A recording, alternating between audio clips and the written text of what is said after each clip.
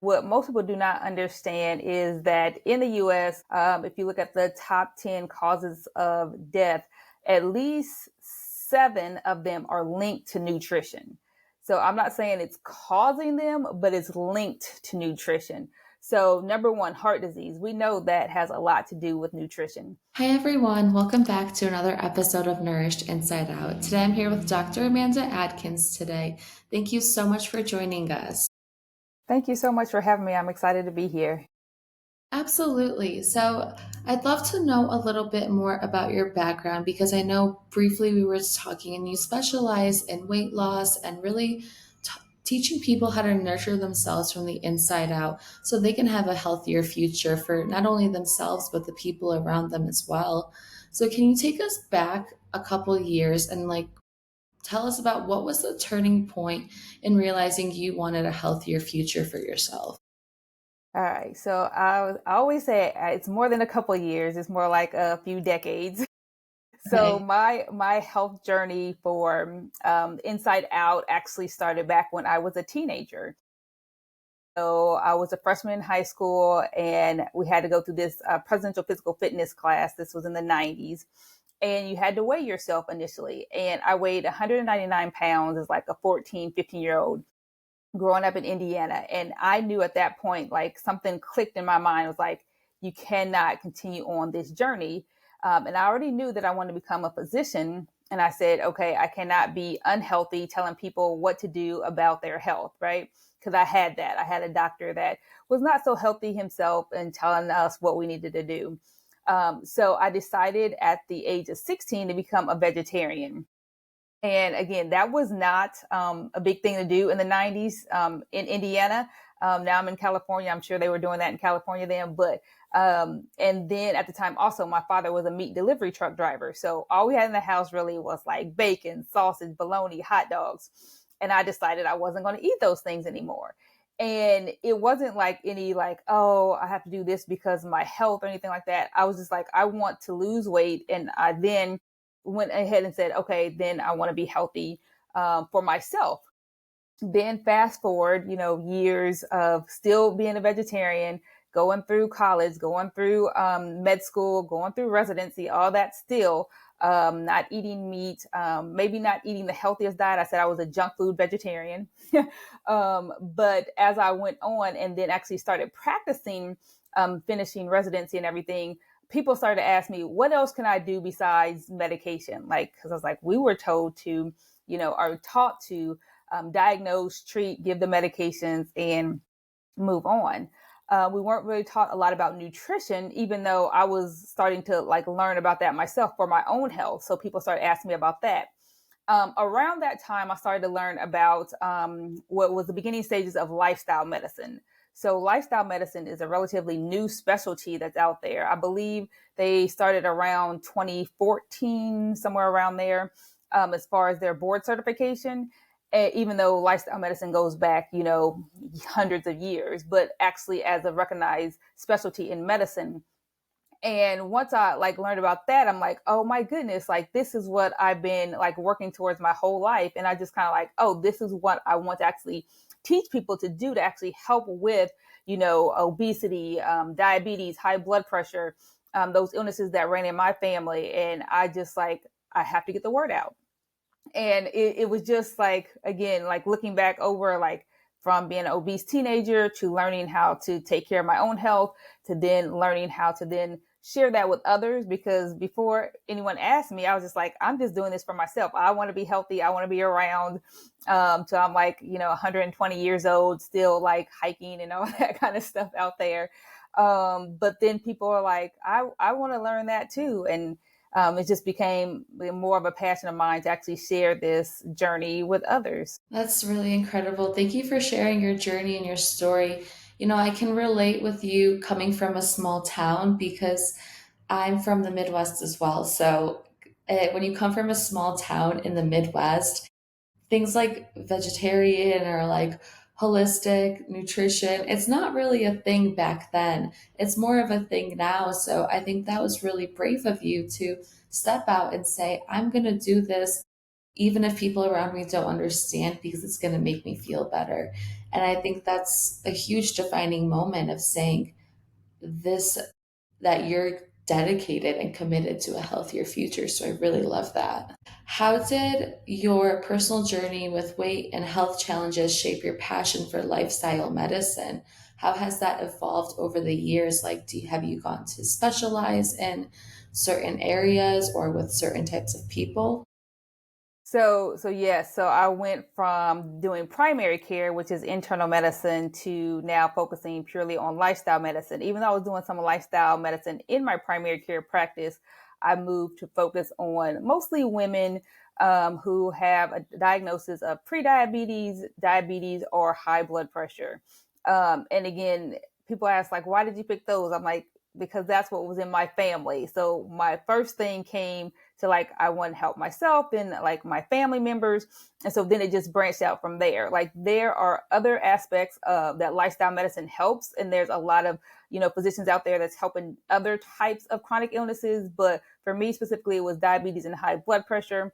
And when I say family, it was like my grandmothers, and they were so instrumental in like me like growing up really having like faith and loving myself and loving the field of medicine, because they're very encouraging. Neither one of them were in medicine, but once they knew I wanted to become a physician, they embrace that and like help me to embrace it and really get me on this journey that's very hard, but very rewarding. And so I wanted to really focus on disease states that had affected them, even though at this point in time they've already passed. But I'm like, if I can help someone else that's in that same position, it's like helping my grandmothers to like continue to live on in a way. Absolutely. It's when the purpose becomes bigger than yourself and you want to help other people with your gifts and your talents. And I think that's such a beautiful, selfless thing to do. How much of an impact can nutrition alone have on preventing or even reversing chronic diseases? It has a huge impact. And what most people do not understand is that in the US, if you look at the top 10 causes of death, at least seven of them are linked to nutrition. So I'm not saying it's causing them, but it's linked to nutrition. Number one, heart disease. We know that has a lot to do with nutrition. Cholesterol, the foods that we eat, most of the time is like highly processed, high in fat, high in sugar, high in cholesterol, high in sodium. And this actually wreaks havoc on our internal organs, especially our arteries, which we need to actually nourish our whole body. So if our arteries are all clogged up with all this gunk, then it can't get the nutrients that it needs, because the I would say the railroad system is actually closed. Like you can't get things through, and you need that actually opened up. So if we do not actually change our actual eating habits, it is very, very hard to actually prevent or reverse these illnesses that are, astronomical in our US. So it's just like so much that's going on that if you make those little diet changes, that you'll actually start to see some changes in your overall health. And you don't have to necessarily become like 100%, I say like plant-based or vegan, but you want to move in that direction. And that scares a lot of people. And I tell them it doesn't have to be a scary thing. It took usually decades to get you to this point. But we can make, some subtle changes. And once people actually like dip in and they actually see how much change it actually makes, even before their blood pressure or their blood sugar changes, they start to have more energy. And just in that, they're like, oh my gosh, I feel so much better. It's like they come out of this fog and they're like, oh goodness, okay, it's worth it to keep on going. And knowing that nutrition plays a huge part in our actual health and well being is just sometimes eye opening for people to actually realize. Yeah, that's so true. There's so much that goes into nutrition that I think oftentimes are overlooked. So thank you for sharing that, because I'm a firm believer that it does play a huge role. What lifestyle changes have you seen that make the biggest difference for your patients? So it's the nutrition. Nutrition. Yes. So Yeah. most of the time, um, people are like, oh, I changed some of these things, and but I don't want to give up, one thing. And I tease my patients too, because it's usually like something like bacon or fried chicken, right? And like whenever I talk about bacon, and I was like, I grew up with bacon, I understand, but it's something about people and their love for bacon that it just is hard to let go. And I was like, it's nothing nutritious in there for you. Like, it's fat, it's cholesterol. Like, I know it tastes good on the taste buds, but the rest of your body hates it. It's like, no, please do not ingest this anymore. But when people actually make those changes, actually eating less salt, less fat, less cholesterol, and when I say fat, I mean saturated fat, and more fiber, they actually see the biggest changes in their actual overall health. So we're usually fiber deficient in this country. Because we're not eating enough plants, we're eating more animal based products or processed foods that don't really have a lot of nutrients in there. And so when people actually commit to making those nutrition changes, they see the biggest bang for their buck. But I always tell people, like, nutrition is number one, but there's five other parts of lifestyle that actually play a role, and they all kind of intertwine. But if you're going to pick one thing to change, I usually have people start with nutrition. That's huge. That's huge. Thank you for sharing that because I think there a lot of times we think like, oh, there's this magic pill, but no, it's really in the small daily habits and it does start with nutrition. It really does. For someone who feels overwhelmed by weight struggles or a family history of chronic disease, what's the very first step they can take towards change today? So knowing that they have control, and that their family history does not mean it's their own personal history. Because I was one of those people like, oh my gosh, I know this is going to happen to me. But I was like, no, if I change some things, because I see, what my family was doing, the foods that we had at our, holiday gatherings or our family reunions, I was like, this may be playing more of a role than our actual genes. And that's actually true. That we say, I'll use not my old analogy. I'm going to use like a deck of cards. So we're dealt a deck of cards with our genes, but lifestyle is the way we actually play the game. So we can actually say, okay, I was dealt this, but I'm not actually going to use these cards this in this manner. I'm not going to eat, all that bacon. I always you have to use that analogy, or all that the fried foods, or a lot of like chips or anything like that. So knowing that you can take control of that, and that also that you don't have to necessarily give up all your favorite things. So a lot of people are like, I love to have, X, Y, and Z. Okay, so let's start with adding in more fiber into your diet, and not fiber supplements or fiber pills, actually whole foods. So eating more leafy green vegetables, eating more broccoli, carnivorous vegetables, anything like that that you can add to your plate, and try to crowd out those other foods that may not be so healthy. Like you said, you like it on your taste buds, but the rest of your body doesn't like it. But actually adding in more of that fiber each and every meal, each and every day, can actually help you to start to feel better, and then use that internal motivation as you feeling better to continue to make other changes that may be a little bit harder down the road. Something that you said that I liked is don't look at family history as something that's for you because it all starts with our daily habits and the things that we're doing on a daily basis. So I think I really love that you said don't let your family history try to define you. That was huge. Yes. And again, I tell people that all the time, because I had to come to that realization also. Like, even though it's in my family, it does not have to be my story. Wow. How do you help women stay motivated when the journey to health feels long and difficult? Because it's definitely a different mindset shift. So, how do you help people stay motivated and keep their mindset on track? So from the beginning, I let them know this is a journey. You are never going to arrive to this perfect state of health on, I say, this side of Earth, right?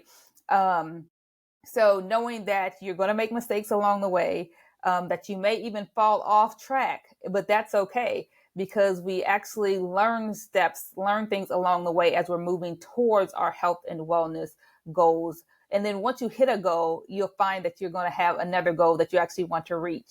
And just knowing that it's a journey and not a destination, it actually takes off some of the pressure to be perfect, and to know that we all can fall off, but actually saying, okay, so if this happens and say a holiday is coming up and I know that my aunt is making, this famous pie that she always has. And I was like, and that just pushes me over the limit. But if you actually know that you're going to, eat something that day, you can already have a plan for the next day to say, okay, the next day I'm going to make sure I eat, a full green salad. I'm going to make sure I drink, 75 to 80 ounces of water a day. I'm going to make sure I take a extra walk, something like that, that you actually have in place to get you back on track.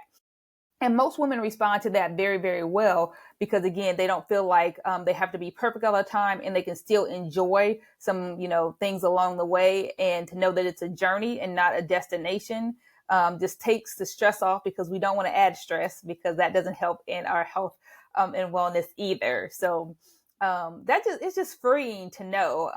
I know that freed me up to say it's okay that some days are not that good, but to know that, tomorrow, or even if it's a week or so, you can still get back on track. And usually when you fall off track, you have to look back, over your journey and say, I'm further along than when I was, a year ago, or, 10 years ago, or 30 years ago, or whatever it is, because I know now how to get back on track. Absolutely. It's really valid. It's a journey, not a marathon. And we're never, I think we're so hard on ourselves as humans because we're our own worst critic, that instead of taking time to appreciate where we are and how far we've come, we're always criticizing ourselves because we're always setting the bar higher. And when I understood that, I was like, wow, like I just need to sit down and just really appreciate where I am now. Like I always say, I may not be where I want to be, but I'm not where I used to be. And that's a beautiful place to be. Yes, exactly, exactly. And I use the football analogy because my husband loves football. It's like you're probably not at the 20-yard line. Maybe you're now at the 50. You're not at the goal, but at least you're not back at the 20. So for the football fans out there.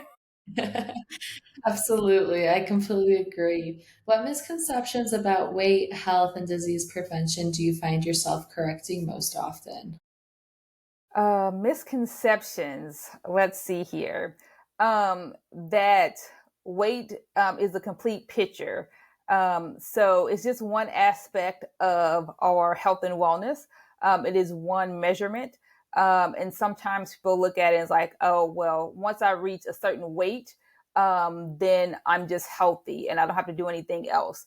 Um, and I try to really come against that for people, because like it's not necessarily a certain number on the scale that makes you healthy, but actually how your organs and your arteries and everything like that are functioning on the inside. So you can see someone that looks completely healthy on the outside, like thin, muscular, but what they're actually feeding their body is junk.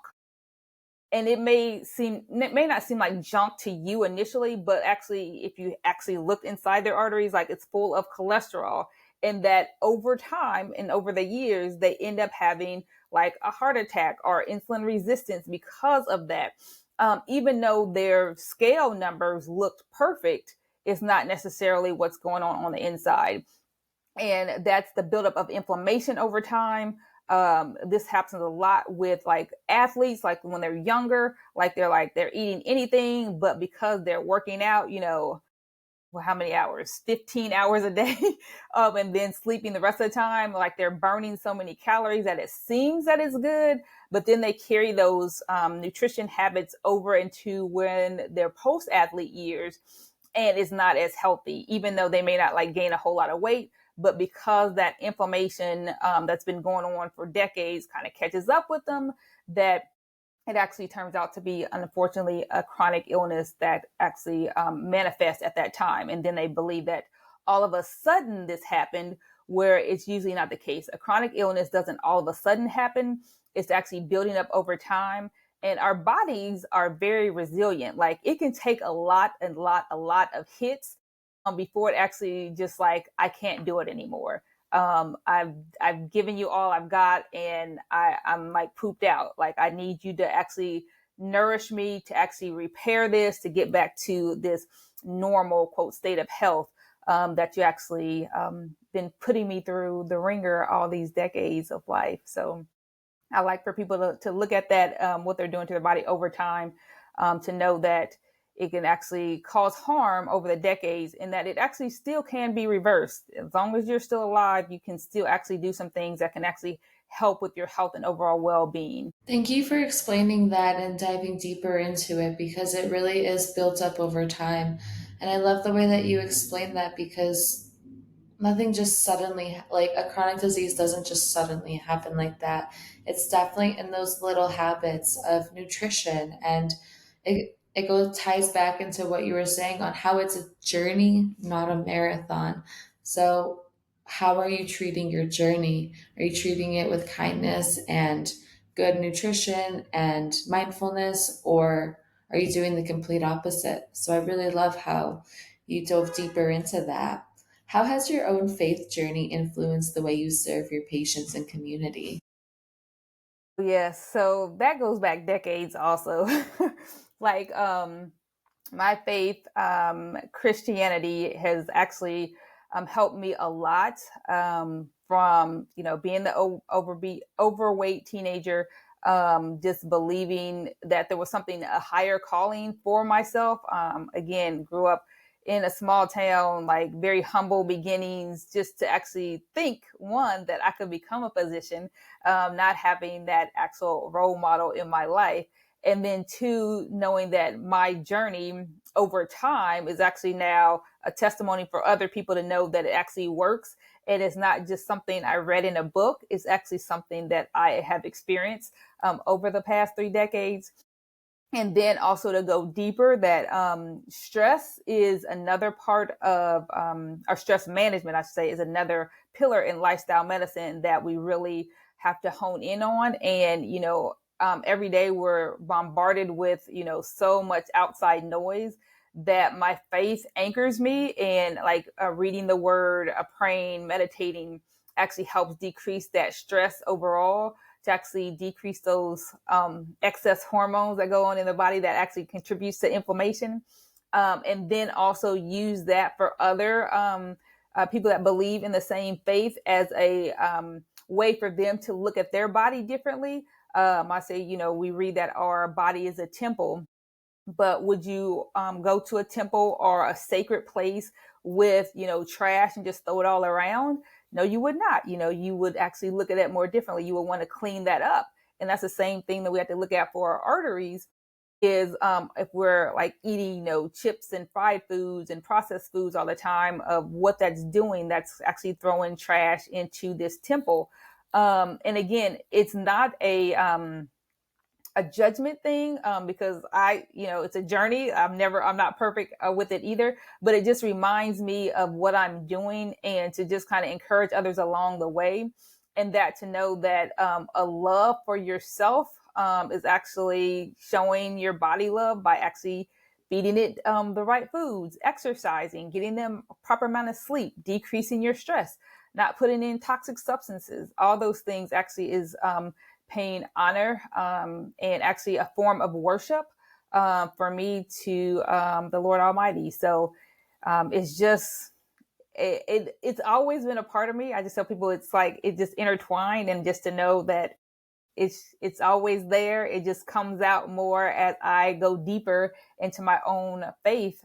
It just comes out more and more, because I just see how it actually intertwines with every aspect of our life. Like we know that every aspect of our life is a way to actually honor God and is a form of worship. That's so beautiful. I love your perspective on that, and I completely agree with you.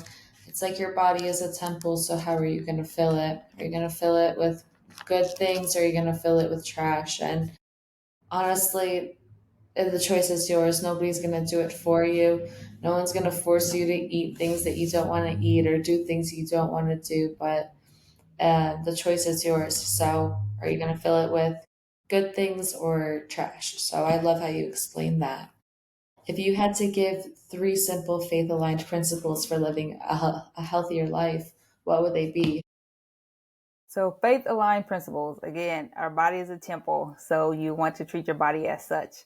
To know that God delights in every detail of your life. So even when you are not feeling well, when you have chronic illnesses, that He does not want your body to be full of illness. And He wants you to actually live out your purpose by actually taking care of your body so that you have the energy to actually care for others.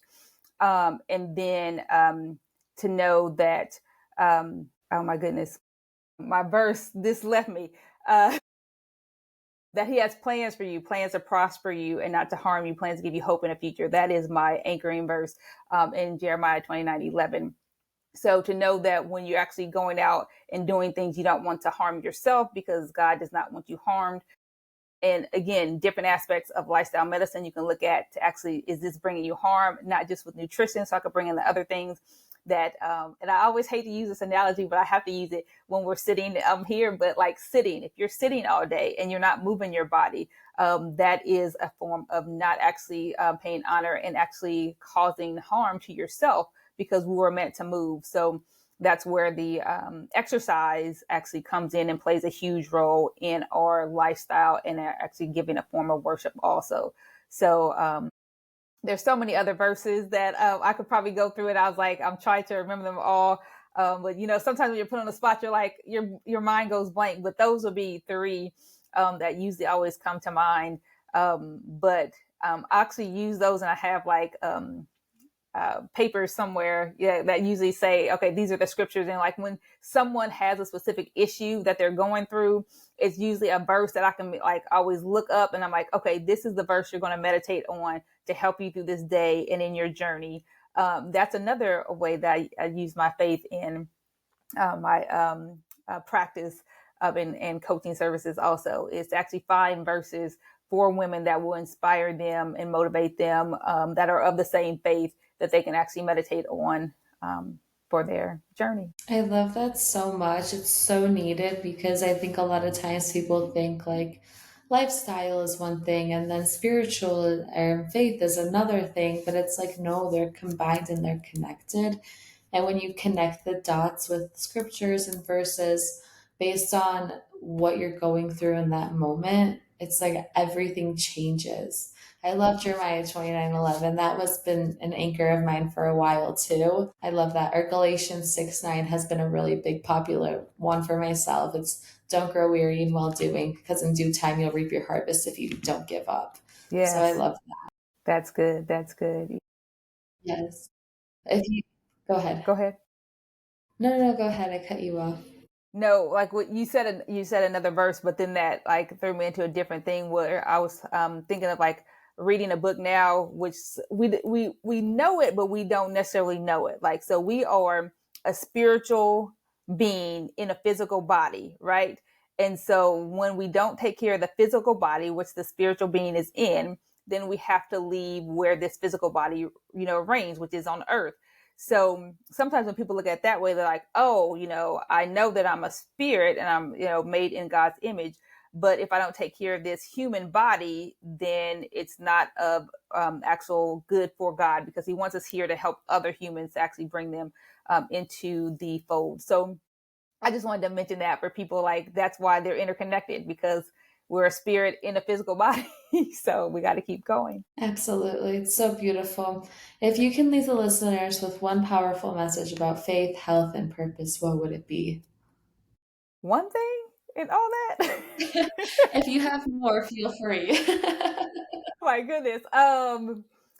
Oh, well, I would guess it would have to be wrapped up in your body's a temple. You have to treat it as such, because that wraps up everything with lifestyle, faith, and motivation. But I always usually like to leave people with one, that you cannot out exercise a bad diet.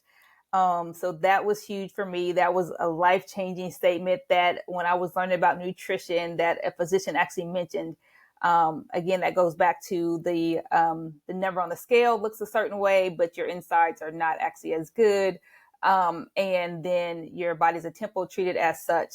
would be coming up next. So, and then always, sorry, add in more and more plants to your diet. So crowd out the bad with the good. So don't think of it as giving up food, thinking of adding in more food. Everyone likes to add to things. So add in more fiber rich vegetables, fiber rich foods to your diet every single day, and just see how much impact it makes for your overall just feeling good first, and then go on to actually heal those chronic illnesses in your body. I love that. Thank you for sharing that. One last question. What does it mean for you to be nourished inside out? To be nourished inside out, at this point in time, it would be to actually feed my spirit with the word of God. Because once I have, really honed in on doing that, it's really helped me to then learn how to express the love of God to others. And actually, in today, I'm in a daily prayer group, and today we're studying about love. And if you have everything else that's going on, even the good deeds of this world, but you have not love, you have nothing. And so actually learning to love as God is love, that actually nourishes me from the inside out. So if I can actually be loved to others, then this world will be a totally different place. Wow, so beautiful. And where can people stay in touch with you and where can people support you and your work? So just point people to my website is www.dramandamd.com. You can reach me in the social medias and YouTube channel, but you can all find everything from my website and just go from there.